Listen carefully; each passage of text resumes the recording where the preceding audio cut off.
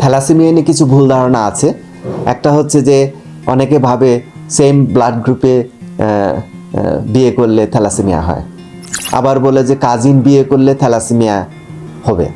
বিয়ের আগে বললো যে ও তো বাহক, তাহলে বললো সে থ্যালাসেমিয়া রুগী না। তো এই কনসেপ্টগুলো মিসকনসেপ্ট আছে।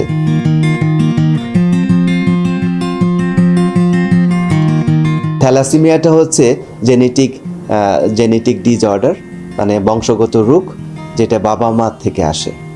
তো এখন কেন এই রিজনে, এবং থ্যালাসেমিয়া কিন্তু সারা ওয়ার্ল্ডে সব রিজনে নাই। এই উপমহাদেশে কিভাবে থ্যালাসেমিয়া আসলো বা এগুলো নিয়ে অনেক হাইপোথিসিস আছে, কিন্তু কেউ জানে না। তবে যেটা হয়, কিছু একটা হয়েছে এই রিজনের জিন পুলে থ্যালাসেমিয়া বেশি, বিশেষ করে বাংলাদেশ আর ওয়েস্ট বেঙ্গল এই রিজনে।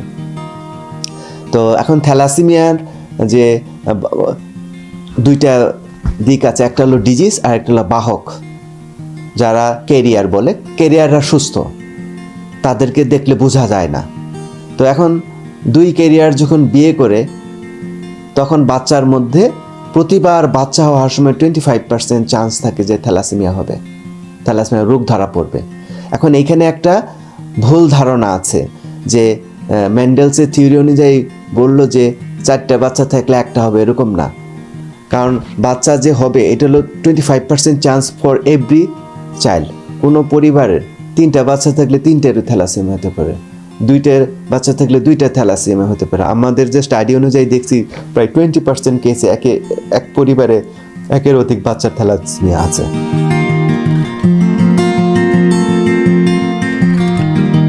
থ্যালাসেমিয়ার যে বোঝার উপায়টা হচ্ছে অ্যানিমিয়া। বাচ্চা খুব দুর্বল হয়ে যায় ছোটবেলায়, সে মানে শেকে হয়ে যায়, যেটা অ্যানিমিক সিমটম।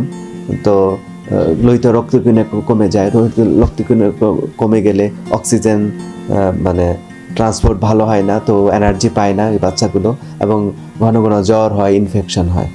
তখন ডাক্তারের কাছে গেলে তখন ডায়াগনোসিস করা হয়, ওইখান থেকে পরে ডায়াগনোসিস হয়।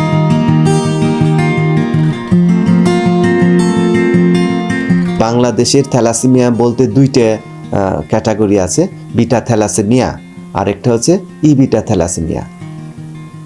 ইন্টারেস্টিংলি সারা ওয়ার্ল্ডের যে literature, medical guide, protocol beta থ্যালাসেমিয়ার উপর। বিটা থ্যালাসেমিয়া হচ্ছে খুবই, এটা থ্যালাসেমিয়া মেজর বলে যে এটা আসলে একবারে ছোট্টবেলায় ধরা পড়ে, কয়েক মাস বয়সেই তার এই সিমটমটা আসে। আরেকটা হচ্ছে বিটা থ্যালাসেমিয়া। ওয়ার্ল্ডে বিটা থ্যালাসেমিয়া মোস্টলি বাংলাদেশ আর ওয়েস্ট বেঙ্গলেই আছে। আর বাংলাদেশের যে বিটা থ্যালাসেমিয়ার 70%, মানে থ্যালাসেমিয়ার 70% বিটা থ্যালাসেমিয়া। তো এবং এইগুলো নিয়ে রিসার্চ হয়নি ক্লিনিক্যাল ফিল্ডে, যে বিটা থ্যালাসেমিয়া নিয়ে যে পর্যাপ্ত রিসার্চ হয়নি, কারণ এটা আসলে ওয়ার্ল্ডেরই এক তো থ্যালাসেমিয়া ওয়ার্ল্ডের ইস্যুই না, এবং এই জন্য এই ফিল্ডটা অবহেলিত। কেননা এটা ইউরোপ বা আমেরিকার ডিজিজ না। এটা যদি আমেরিকায় থাকতো তাহলে thalassaemia 1 number talk about issue হতো। এই প্রসঙ্গে বলা যায় জিকা ভাইরাস কিন্তু তেমন ডেঞ্জারাস না, লিথাল না। ল্যাটিন আমেরিকায় যখন ধরা পড়লো, তো ওইটা নিয়ে সারা ওয়ার্ল্ডে তোলপাড়, বাংলাদেশ সহ জিকা ভাইরাস। কিন্তু বাংলাদেশে এত বড় একটা সমস্যা থ্যালাসেমিয়া, তো আমাদের মানে কনজারভেটিভ এস্টিমেট অনুযায়ী 1 লক্ষ থ্যালাসেমিয়ার পেশেন্ট আছে কমপক্ষে।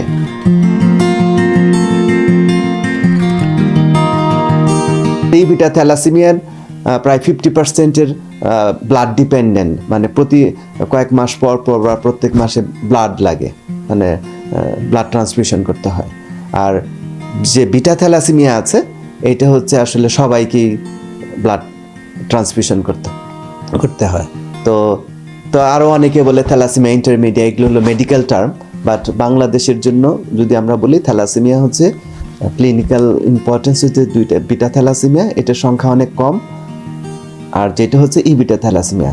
তো এখন ইন্টারেস্টিং, এটা যদি ফোকাস করা যায়, যাদের বিটা থ্যালাসেমিয়া আছে তাদেরকে ম্যানেজমেন্ট করে সুস্থ রাখা সম্ভব, ডায়াবেটিস রোগীর মতো।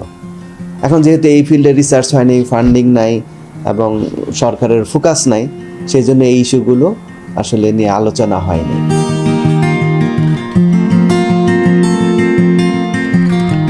বাংলাদেশের যে থ্যালাসেমিয়ার যে এক্সাক্ট পিকচার কেউ জানে না, তবে ধারণা করা যায়। তো যেটা লেটেস্ট ইনফরমেশন গত রাত পর্যন্ত আমি আপডেট করেছি যে আসলে কি অবস্থা বাংলাদেশের। একটা হচ্ছে যে বাংলাদেশের আমরা যে 2017 সালে একটা ফিগার দিয়েছিলাম, এটা হচ্ছে কলকাতার ডাটার উপর ভিত্তি করে। কেন কলকাতার ডাটা নিয়েছিলাম? কারণ জেনেটিক্যালি বাংলাদেশ এবং ওয়েস্ট বেঙ্গলের জিন পুলের মিল আছে। এটা আবার ন্যাশনাল ইউনিভার্সিটি সিঙ্গাপুর একটা স্টাডি হয়েছে, অ্যানথ্রোপোলজিক্যাল স্টাডিতে দেখা গিয়েছে।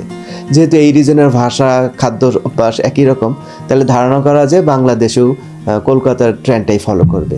তো সেই হিসাবে আমি এস্টিমেট করেছিলাম যে 6 থেকে 12, তো 12% ওই সময়ে। ওদের যে একটা সবচেয়ে বড় স্টাডি ছিল 50,000 কেস নিয়ে, ওইটার উপর বেস করে। ওটা খুবই কনজারভেটিভ। ওইখানে বলা ছিল প্রতি বছর 2,500 থ্যালাসেমিয়া মেজর রোগী জন্মগ্রহণ করে। আসলে এই সংখ্যাটা বেশি হবে, 7 থেকে 10 বা এরকম।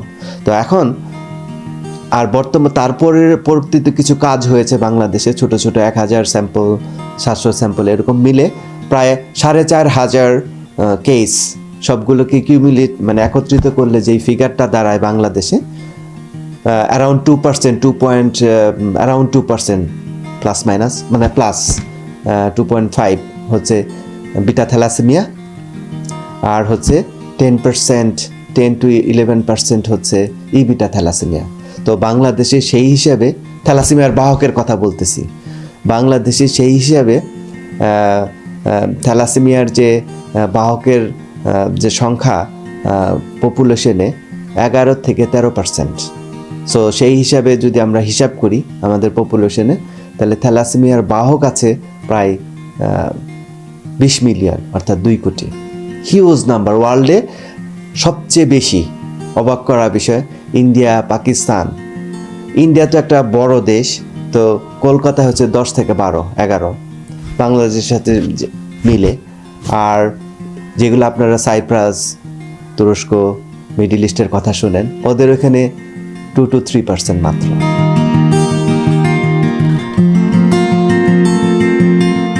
আমি যেহেতু কমিউনিটি লেভেলে কাজ করি, আর থ্যালাসেমিয়ার রোগটার মেজর চিকিৎসা শুধু ঢাকা আর বিভাগীয় শহরে হচ্ছে, আর ইদানিং ময়মনসিংহ মেডিকেল কলেজ, রাজশাহী এগুলো হচ্ছে, কিন্তু এটা রিসেন্ট। এর আগে মানে মেনলি সিটি বেসড ট্রিটমেন্ট। এখন ম্যাক্সিমাম রোগী যারা মফস্বল শহর বলেন, গ্রামে, তাদের তো আসলে ঢাকায় আসার যোগ্যতা নাই, সামর্থ্য নাই, এবং তাদের জীবন দুর্বিষহ। যেমন ধরেন আমি 2016 সাল থেকে জামালপুরে কাজ করছি community based thalassaemia prevention and care. তো সেইটার আঙ্গিকে আমরা থ্যালাসেমিয়া রোগীদেরকে একত্রিত করেছি 2017 সালেই প্রথম। তারপর এবং আমরা তাদেরকে নিয়ে স্টাডি করেছি। এই তাদের যে শহরে আসার রিক্সা ভাড়া নেই, এত পেইনফুল, এবং তারা এত রক্ত কোথায় পাবে। তারপর আমরা যেটা করেছি গত 4 বছর ধরে, আমার ব্যক্তিগত থেকে আমার পরিচিত সার্কেলে যারা আছে, জাকাতের টাকা জোগাড় করে 20টা ফ্যামিলিকে আমরা ব্লাড ট্রান্সফিউশনের জন্য 1,000 টাকা করে দিচ্ছি। বুঝতে পারতেছেন যে ব্লাড ট্রান্সফিউশন করতে কিন্তু 1500 টাকার মতো লাগে। এখন তাদের এই ব্লাড ট্রান্সফিউশনের টাকা নাই, এটা গেল। তারপরে হচ্ছে এই আরও যে আয়রন চিলেশন, আয়রন রিমুভ করার জন্য ওষুধ, ওগুলো তো খেতেই পারে না কেউ। ম্যাক্সিমাম যেটা খায় হচ্ছে নর্মাল কিছু ভিটামিন যেগুলো দেয়। আর সবচেয়ে বড় কথা, ঢাকার বাইরে হেমাটোলজিস্টও নাই। যেমন জেলা লেভেলে, যেমন জামালপুরে হেমাটোলজিস্টও নাই। তো এই রুগীগুলোও দেখতে পাচ্ছে না, ডাক্তারও নাই, এবং টাকাও নাই।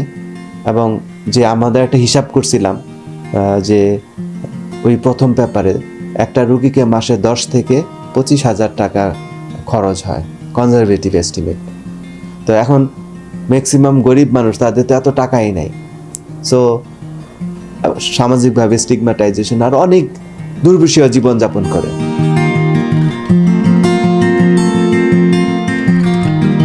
থ্যালাসেমিয়া একজনের রোগ না, নিউমোনিয়া, টাইফয়েড, ডায়রিয়ার মতো না। এটা হলো পুরো ফ্যামিলির উপর, এবং মানসিকভাবে প্যারেন্টসের উপর এত চাপ পড়ে এগুলো না আমরা রিসার্চ করছি, পেপার ইসে আছে যে মারা বিশেষ করে ডিপ্রেশন, অ্যাংজাইটিতে চলে যায়। তো খুবই দুর্বিষহ। এবং এই যে কোভিডের সময় আমরা একটা স্টাডি করছিলাম, ওইখানে দেখছি তারা রক্ত নিতে পারে নাই, কারণ ওই সময় তো কন্টাজিয়াস ডিজিজ, তো ভয় পেত, কয়েকজন মারা গেছে এবং বিছনায় শায়িতে ছিল অনেকে। তো ওইটা নিয়ে আমরা একটা ছোট পেপার বের করছিলাম যে আমার পরে। তো সব কিছু মিলে মানে ঢাকায় আসে মাত্র কত, হয়তো 1,000 রোগী ট্রিটমেন্ট নিতে পারে, 1-2,000, আর বাকিরা তো যার যার এলাকায় রক্ত ব্লাড ট্রান্সমিশনও করে। কিন্তু ব্লাড ট্রান্সমিশন যারা ক্লিনিশিয়ানদের শুনেছি, আমাদের টিমে ঢাকা মেডিকেল কলেজের হেমাটোলজি ডিপার্টমেন্টের ডক্টর মোসাব্বির আব্দুল্লাহ আল মোসাব্বির ভাই আছে, উনি অ্যাক্টিভ রিসার্চার আমার সাথে অনেক বছর ধরে থ্যালাসেমিয়া নিয়ে। তারপর আরও অনেক এম.এ. খান, তাসনিমারা, প্রফেসর তাসনিমারা, মঞ্জুর মোর্শেদ স্যার, সবার সাথে যোগাযোগ আছে। তো এখন জিনিসগুলো হলো সবাই তো ঢাকা আসতে পারে না। আর আরেকটা হচ্ছে যে রক্ত নেওয়া হলো 20% ট্রিটমেন্ট, এবং এই যে রক্ত যে নিবে এটা কিভাবে নেয়, ফিল্টার করে নিতে হবে, নাহলে তো ইনফেকশন হয়ে যায়। যেমন হ্যাপাটাইটিস বি, আমাদের স্টাডি অনুযায়ী 28% বাচ্চার ক্ষেত্রে হ্যাপাটাইটিস বি হয়ে যাবে, বা হ্যাপাটাইটিস সি, এই যে ব্লাড ট্রান্সমিশনের কারণে। তো এখন এই রক্তকে পরিশোধন করতে হবে, ওইটার সিস্টেম তো মানে কয়েকটা জায়গা ছাড়া নাই। এই রক্তটাও ভালো মতো দিতে পারছে না। এবং আমি জানি এরকম ঘটনা ঘটছে, 1 মাসের মধ্যে 5 জন বাচ্চা মারা গেছে, কারণ রক্ত যে আপনি রাখলেন ব্লাড ব্যাংকে, তো এটা তো কোয়ালিটি ড্রপ করে, কারেন্ট চলে যায়, এই হয় সেই হয়। এখন এই রক্ত নেওয়ার পর অনেকের অবস্থা খারাপ হয়। এগুলো নিয়ে যেহেতু আমাদের স্টাডি হয় না, এগুলো অজানাই রয়ে গেছে।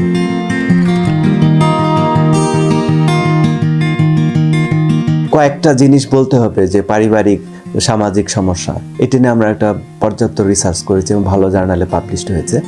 তো কয়েকটা ফ্যাক্টর আছে। প্রত্যেকটা পরিবার যে রক্ত প্রত্যেক মাসে বা কারো 2-3 ব্যাগ লাগে, কারোর প্রত্যেক মাসে 1 ব্যাগ, বা যেটি হোক, রক্ত নিয়ে খুবই কনসার্ন, কোথায় রক্ত পাবে। এটা একটা, আমরা যেমন তাদের জীবনের গোল হচ্ছে রক্ত তো পাবো, কারণ থ্যালাসেমিয়া রোগীরা যে অ্যাভেলেবল রক্তও পায় না, কারণ হচ্ছে ওদের তো দেখলে মনে হয় না যে অসুস্থ। কেউ প্রেগনেন্সি বা অ্যাক্সিডেন্ট হয়েছে, তাদেরকে ইজিলি মানুষ যায় যে জীবন বাঁচানোর জন্য। থ্যালাসেমিয়া রোগীরা এই জায়গায় তো প্রত্যেক মাসেই লাগছে, তো দেখো মনে হয় তো ভালোই তো দেখা যাচ্ছে। তো এইটা একটা বড় কনসার্ন যারা রোগীর পরিবারের জন্য। সেকেন্ড হচ্ছে স্টিগমাটাইজেশন হয়, মানে অবজ্ঞার শিকার হয়। যেহেতু এটা জন্মগত রোগ, আমাদের এই অঞ্চলে বলে না রক্তের দোষ কথা আছে, বাংলাদেশ, ওয়েস্ট বেঙ্গলে। তো বিয়ে শাদির ক্ষেত্রে বলে যে ওই বাড়িতে তো রক্তের দোষ আছে, ওই বংশের দোষ আছে, তাইলে বিয়ে দেওয়া যাবে না। এই জন্য থ্যালাসেমিয়া হইলে গোপন রাখে জিনিসটা। তো আমাদের স্টাডিতে 40% ক্ষেত্রে তারা বলছে এরকম স্টিগমাটাইজেশন বা অবজ্ঞার শিকার হয়। আচ্ছা, তো তারপর হচ্ছে আরেকটা, যারা থ্যালাসেমিয়া বিটা থ্যালাসেমিয়া যারা প্রপার ট্রিটমেন্টে সুস্থ আছে ধরেন, তাদেরকে তারা যখন ইউনিভার্সিটিতে পড়ছে, তাদের বিয়ে শাদী, কারণ এটা একটা বিরাট কনসার্ন যে থ্যালাসেমিয়ার রুগীকে কে বিয়ে করবে। আমার টিমে একজন আছেন, ঢাকা ভার্সিটির টপ স্টুডেন্ট, বড় জায়গায় চাকরি পেয়েছেন, এবং আমি তাকে ট্রেন করতেছি থ্যালাসেমিয়ার ফিল্ডের রিসার্চার, বড় রিসার্চার হওয়ার জন্য, অ্যাক্টিভিস্ট। তো ও কিছুদিন আগে বিয়ে করছে এবং তার হাজব্যান্ড আসছিল মানে বিয়ের আগে। আমি বলছি হাজব্যান্ডকে জানানো হয়েছে কিনা, বলছে হ্যাঁ। তো ওর হাজব্যান্ড যেহেতু ভালো মানুষ, ওটা অ্যাকসেপ্ট করছে, কিন্তু পরিবারের লোকজন তো যদি শুনলে বলে আমার ছেলেকে বিয়ে দিচ্ছে এরকম, অথবা আমার মেয়েকে বিয়ে দিচ্ছে এরকম, তো ওইটা তো আসলে একটা আছে। কিন্তু যেহেতু এরা এডুকেটেড ফ্যামিলি, ব্যাপারটা বুঝে, তো এটা একটা বড় প্রবলেম যে মেয়েরা যেহেতু, আরেকটা যেটা হচ্ছে এরা যারা বেঁচে থাকে তাদের না গ্রোথ রিটার্ডেশন হয়, দেখতে ছোটো মনে হচ্ছে যে সে ইউনিভার্সিটি পাস, কিন্তু মনে হবে যে ক্লাস 6-এ পড়ে, বা এটা ডিপেন্ড করে, অনেক ভেরিয়েশন আছে, ওদের ওভারঅল গ্রোথ রিটার্ডেশন হয়। এই জন্য চাকরিতে গেলেও বলবে যে ও তো চাকরি করতে পারবে না, কারণ তোর তো শক্তি নাই, দেখতে ছোটো, আর বিয়ে। তো এইটা তো একটা বিরাট সামাজিক বার্ডেন। দেখেন এই রোগটাকে কিন্তু 100% প্রতিরোধযোগ্য, কিন্তু তার মানে পুরা ফ্যামিলির উপর চাপ পড়ছে। আর তো ফিনান্সিয়ালের কথা তো বললামই।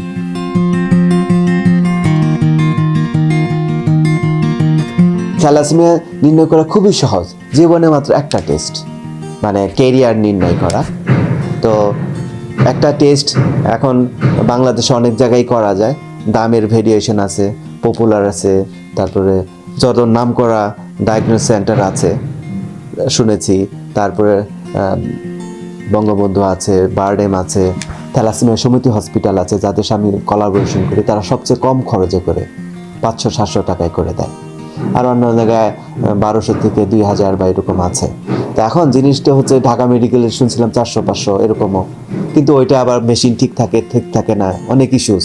তো তার মানে থ্যালাসেমিয়ার টেস্ট করারও ব্যবস্থা নাই সারা বাংলাদেশে। ধরেন আপনি সচেতন হইলেন যে থ্যালাসেমিয়া ভয়ঙ্কর, তাহলে একটা টেস্ট করতে হবে, ধরেন স্কুলের স্টুডেন্টরা করলো, কিন্তু কোথায় টেস্ট করবে? এটা একটা, ওই টেস্টের নাম হচ্ছে হিমোগ্লোবিন ইলেকট্রোফোরেসিস টেস্ট। ওই টেস্ট করলে বোঝা যাবে যে আপনি কেরিয়ার কিনা।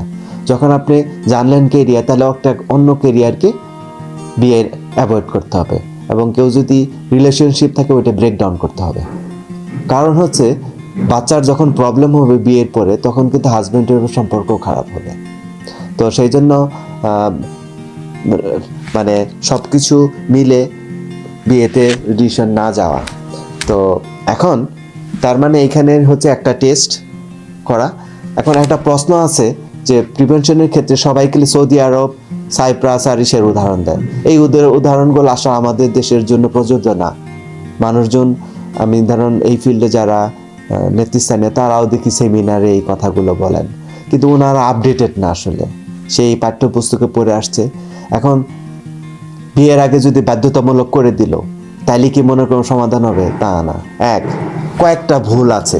একটা হচ্ছে বিয়ের আগে বাধ্যতামূলক, বিয়ের আগে তখন হচ্ছে কি সব বিয়ে ঠিকঠাক হয়ে গেছে, এখন বাধ্যতামূলক মানে এই করলে তখন তো সে তো টাটা ম্যানিপুলেশন করবে, ডায়াগনোসিস সেন্টার রিপোর্ট দিয়ে দেবে তার থ্যালাসেমিয়া নাই, সে আরও বড় বিপদে পড়ে যাবে, এবং একটা শত শত কোটি টাকার বিজনেস তৈরি হবে, কিন্তু জনগণের তেমন লাভ হবে না। তখনই লাভ হবে যদি পর্যাপ্ত লেভেলে সচেতন হয়।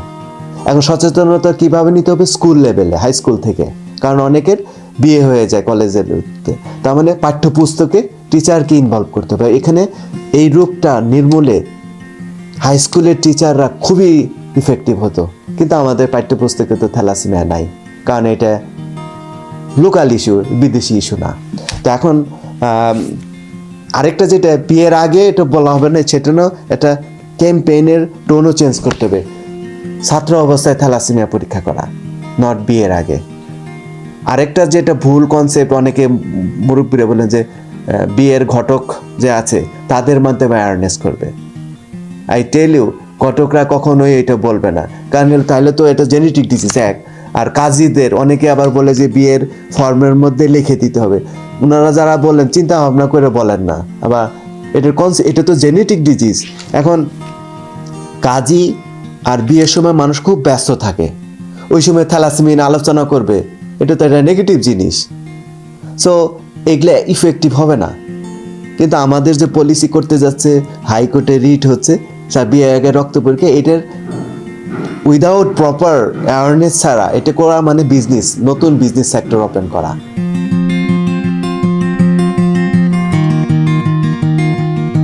থ্যালাসেমিয়া নিয়ে কিছু ভুল ধারণা আছে। একটা হচ্ছে যে অনেকে ভাবে সেম ব্লাড গ্রুপে বিয়ে করলে থ্যালাসেমিয়া হয়, এটা একটা ভুল ধারণা। থ্যালাসেমিয়ার ব্লাড গ্রুপের সাথে থ্যালাসেমিয়ার সম্পর্ক নাই। তারপরে কারণ এটা হলো জেনেটিক রোগ। আবার বলে যে কাজিন বিয়ে করলে থ্যালাসেমিয়া হবে, এটাও ভুল। কারণ হচ্ছে দেখতে হবে যে আসলে সে ক্যারিয়ার কিনা, বাহক কিনা।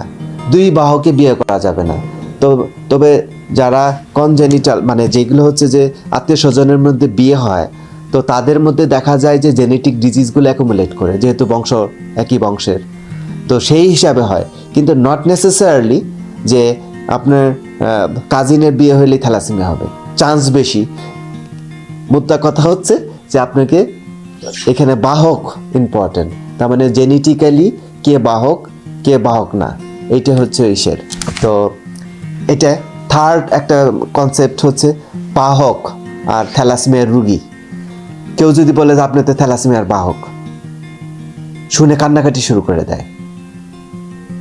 যেমন আমার এক কলিগের হাজব্যান্ড, তো তাকে বলছে যে থ্যালাসেমিয়ার বাহক, ডিপ্রেশনে চলে গেছিল হাজব্যান্ড ওয়াইফ, আমার অফিসেই আছে। আমি পরে বললাম আপনি ডিপ্রেশনে গেছেন, তো ওনার তো কিছু হয় নাই, উনি তো বাহক মানে অসুখ না, এটা সুস্থ, টেস্ট করছেন বলে জানছেন। বাংলাদেশে 100 জন মানুষের টেস্ট করলে 10-12 জন পজিটিভ পাওয়া যাবে।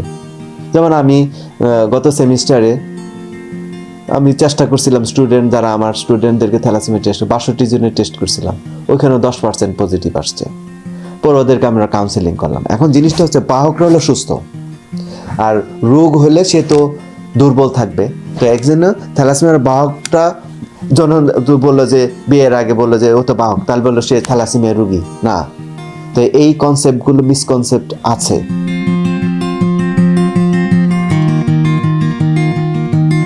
চিকিৎসার ব্যাপার আমি আবারও বলে নিই, আমি তো ক্লিনিশিয়ান না, তবে যতটুকু জানি ক্লিনিশিয়ানদের শুনি পড়ে টরে, এখানে ট্রিটমেন্টের হলো মেজর প্রবলেম হয় যে তার রক্ত সঞ্চালন করতে হয় নিয়মিত, এটা একটা চ্যালেঞ্জ। এবং আমাদের স্টাডি অনুযায়ী 80% পরিবার তারা রক্ত জোগাড় করা নিয়ে টেনশনে থাকে।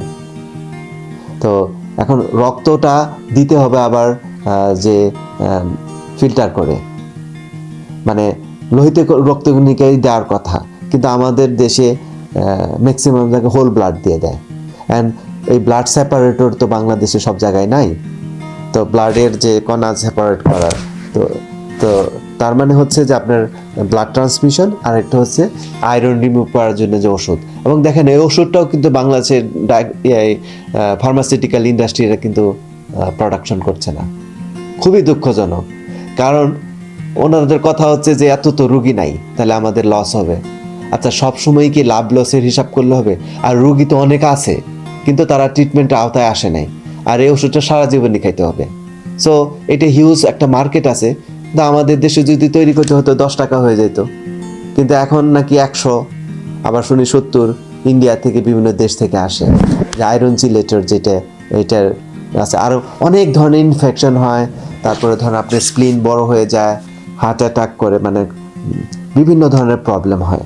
তো থ্যালাসেমিয়া মানে একটা রোগ না, অনেকগুলো রোগ আসলে।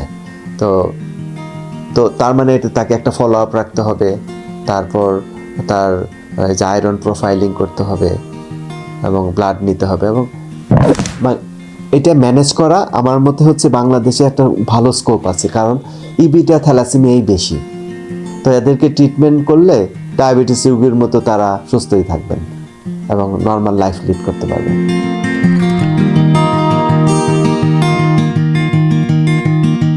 এটার জন্য আমার একটা মডেল আছে, আমরা পেপার লিখছি, কাজ করতেছি, যেটা পেপারও তৈরি করছি, যেটা district base thalassaemia prevention and care.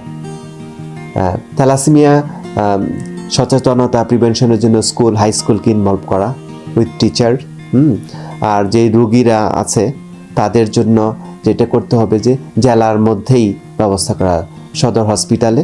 তো এখন তো সব জেলাতে মেডিকেল কলেজ হয়েছে, তো এখন মেডিকেল কলেজগুলো যদি এখনও মানে লোকবল কম, তবে কয়েক বছরের মধ্যে সব আস্তে আস্তে লোকবল সেট হয়ে যাবে। তো মেডিকেল কলেজে যদি তারা একটা থ্যালাসেমিয়ার বেড বরাদ্দ করে, কর্নার বরাদ্দ করে, এবং যারা ব্লাড ট্রান্সফিউশন করে তাদেরটাকে আলাদাভাবে করে, তো এইভাবে একটা স্থানীয় সাপোর্ট পাচ্ছে, ঢাকা আসতে হলো না। আর অনেক জায়গায় তো হেমাটোলজিস্ট নাই, এক্সপার্ট নাই, তো সেই ক্ষেত্রে থ্যালাসেমিয়া ট্রিটমেন্ট এটা টেলিমেডিসিন হতে পারে, যে এটা ন্যাশনাল থাকবে ডাক্তার পুল, যারা সিনিয়র হেমাটোলজিস্ট আছেন তারা ওই জেলাভিত্তিক জেলার কোনো পেডিয়াট্রিশিয়ান, কারণ তাদের কাছে এই রুগীগুলো যায়, তো উনি পেডিয়াট্রিশিয়ান ওনাদের সাথে কনসাল্ট করেই করবেন। কারণ একবার ধরা পড়লে ট্রিটমেন্ট কিন্তু স্ট্রেট ফরওয়ার্ড, যদিই হয় তখন ওনারা ঢাকায় পাঠিয়ে দিবে বা নিয়ারেস্ট সিটিতে পাঠাই দিবে।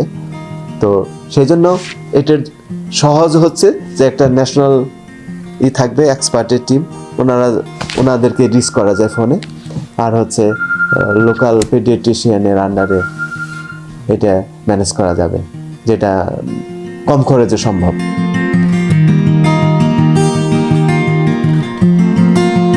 থ্যালাসেমিয়া একটা ভয়ঙ্কর, এটাকে বলে সাইলেন্ট মহামারী।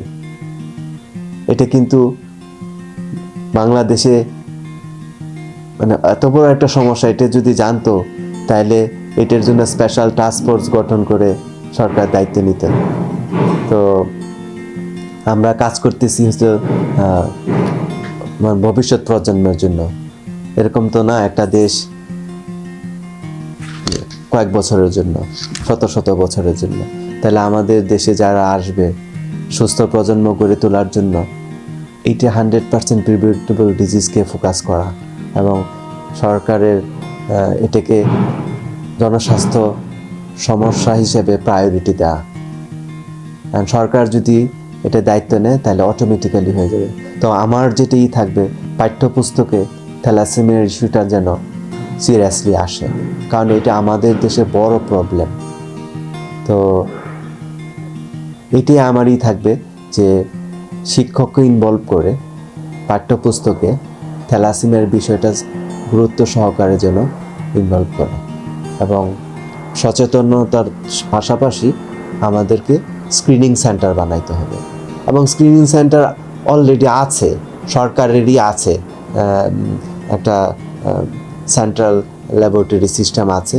তো ওই স্যাম্পলগুলো ঢাকা পাঠালে হবে। এরকম না যে সব জেলায় জেলায় থ্যালাসেমিয়া স্ক্রিনিং সেন্টার, একটা দুইটা বানাইলে 5টা বানাইলে ওইখানেই আসলে স্যাম্পল দিয়ে ইজিলি এগুলো করা সম্ভব। তার মানে আসলে এটাকে যদি স্বাস্থ্য সমস্যা হিসেবে গ্রহণ করা হয় তাহলে থ্যালাসেমিয়া আসলে আমরা নির্মূল করতে পারবো।